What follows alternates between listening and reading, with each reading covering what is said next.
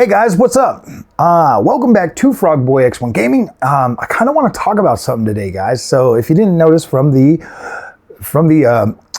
title of this video, clearly this might be a little bit controversial, but I think it's going to be a good video. I've been thinking about this for a while. So 20 months ago, I did something that a lot of gamers just won't do just out of fear. And that is switching to AMD from NVIDIA. There's a lot of people that literally, I'm not even joking, fear that they are going to get like a super inferior experience.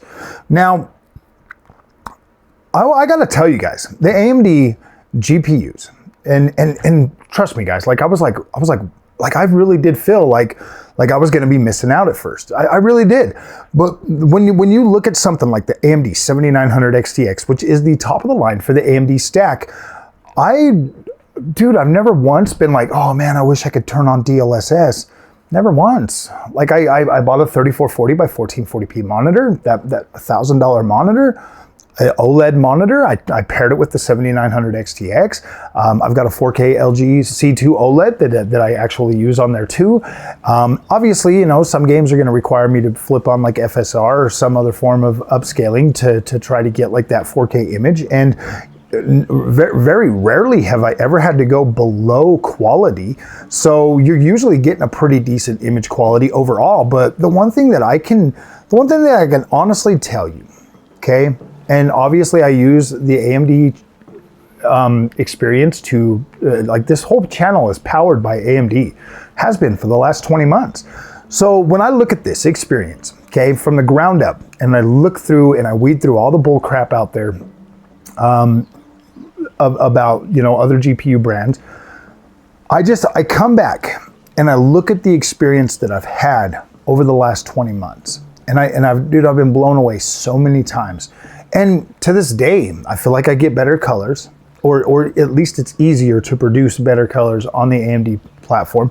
I feel like I get better visuals. I feel like the visuals are good. Like I'm not even joking, guys. As a 38-year-old, I've been playing video games for 38 freaking years now. And I've never been more satisfied with my video games and my image quality than I am right now.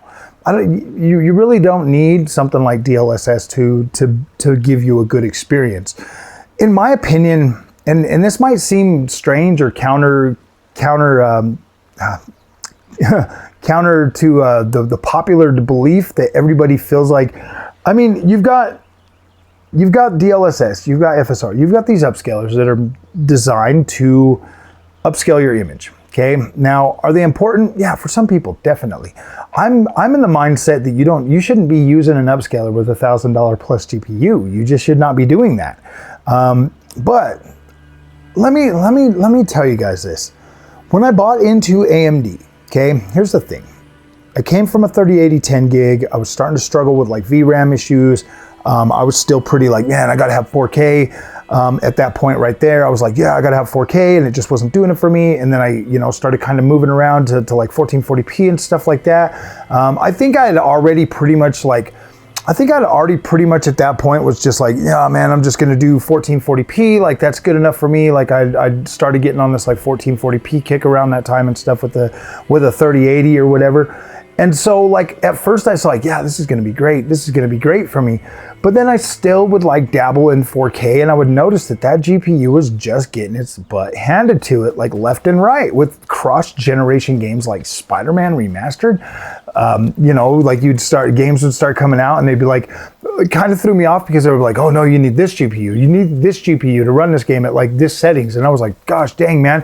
It was trying to tell me that I wouldn't even be able to run, what was it, Plague Tale Requiem at 1440p 60 barely with a 3080. Oh dude, I was starting to get pretty mad. Then NVIDIA announced the 40 series.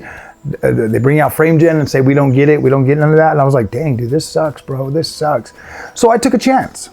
I went with AMD. I bought a 7900 XT. There was 7900 XT or an XTX. Those were my options. So I bought the XT. I was like, well, I mean, I'm going to do it. So I bought that. And I freaking love that card. From the day I started using it, I was in love. I was like, wow, this thing is freaking incredible. Like, it's blowing my mind. And like, we're literally going from a 3080 10 gig to a 7900 XT. I was like, dude, this is blowing my mind. So then I started, you know, then a few months later, I was like, you know what? I want to try a 7800 XT. When they came out, I bought one as close to launch as possible. I think they came out and I literally bought one like a week or two later. Easy to find, no scalping, none of that. I bought that card, tested it out, and I was like, damn, this is awesome. That one there was actually kind of my favorite GPU with that 5900X. That was an incredible freaking, very well optimized build for that GPU. I was like, damn, this is nice. On a 1440p monitor, that was good. So then the 7600 XT comes out. So I buy that and I test that out too. And I was like, dang, you know what? It's like the consistency of the AMD experience from card to card to card, from tier level to tier level. I was like, damn, 16 gigs of VRAM, 16 gigs of VRAM, 20 gigs of VRAM, 24 gigs of VRAM. I was like, this is a really consistent experience. You know, I've got that 7600 XT giving me games like, giving me 4K and games like, what was it, Suicide Squad. So I'm sitting here and I'm playing these games and I'm testing these different levels of GPU and I'm finding the same reoccurring theme that, wow, this is impressive. These games look incredible. They look rich. They're full of texture. They've got detail. I can use all the features from the AMD set without having to stress out or anything like that. And I bought some NVIDIA GPUs along that time too. I bought a 4070, I bought a 4070 Super, and I bought a 4080 Super. And I tested these in tandem with these cards. And I was just like, I just kept coming back to the same thing. I like AMD better. I feel like it's better priced. I feel like I get better hardware. And I feel like I get actual usable features that are almost, it's almost like gamers designed the features on or surrounding AMD Radeon. Like, you've got so many tools in your AMD Adrenalin software, so many tools in your basket that you can actually use and utilize to improve the gaming experience. You got Radeon Chill, man. You've got features that can, you know, you can undervolt, you can overvolt, you can overclock, there's just so many things. And when you pair these with a Ryzen CPU, man, it just feels so freaking, like, it feels so in sync that it's crazy. You get I want to say a stutter-free experience, but that's not true. There's games that stutter, but I would say the stutter to smoothness ratio between new games coming out, usually pretty good. Like, I can get into an AMD game and I can play those, and usually the stuttering will go away significantly faster than it does on like an NVIDIA GPU for me anyways. Like, sometimes, you know, you get on an NVIDIA card and it's just like all over the place. And then like with the AMD, I think it's just because of the much higher VRAM buffer. You're getting a better experience, like you just are.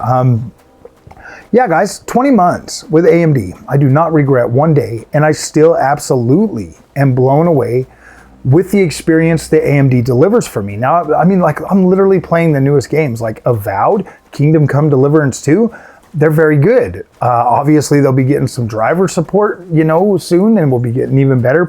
That's the one thing that I can say about AMD, is I feel like my performance has gotten better over the course of, you know, since I started gaming on Radeon. When I first got into AMD, we didn't even have FSR3. We didn't even have frame generation. Like, literally everything I was playing was like, okay, dude, have fun. And I was like, whoa, this is like the wild, wild west of video cards and stuff. And I get out there and I notice that everything I'm throwing at that 7900 XT is just boom. It's good. It feels great. I'm having a good time with it.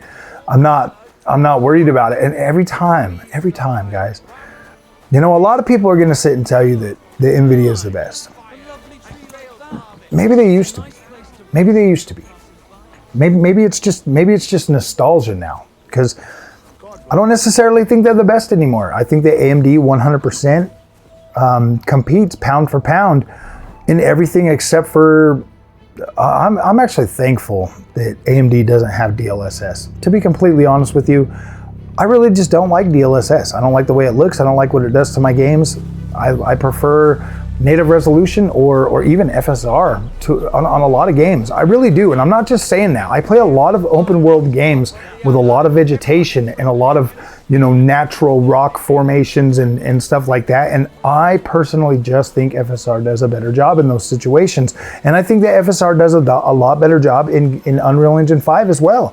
I feel like it just maps to it better, and I feel like it I feel like the properties of FSR, because it doesn't strip out anything or try to add anything, it just kind of, you know, works with the pixels and stuff that it has on screen, and it keeps that detail, it retains that detail. So I feel like it does a good job, aside from, you know, the shimmering or whatever else that seems to bug people. That I mean, I've been gaming since I was 5, and that's like 38 years, and whew, boy, man, remember Dreamcast when that first came out, played the first Shenmue, you had like literally stair steps everywhere. Oh gosh, it was like the pixel crawl was so bad, but I love that game so much. So yeah, I don't know, guys. I feel like AMD is a worthy experience for you, and if you want to buy a GPU that you don't have to rely on an upscaler to get a good quality experience that's going to blow your freaking mind, I suggest looking into AMD.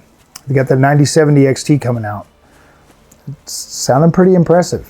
If AMD can nail the price on that, I really do kind of feel like they should just charge like what, $998.99 for it, just because you can't buy a 50 series card anyway, so they might as well make some money on it while they can, because they're gonna have plenty of stock and people out there hungry and want to buy a new GPU. So yeah, and plus they got the new exciting FSR4 that's gonna look like the DLSS.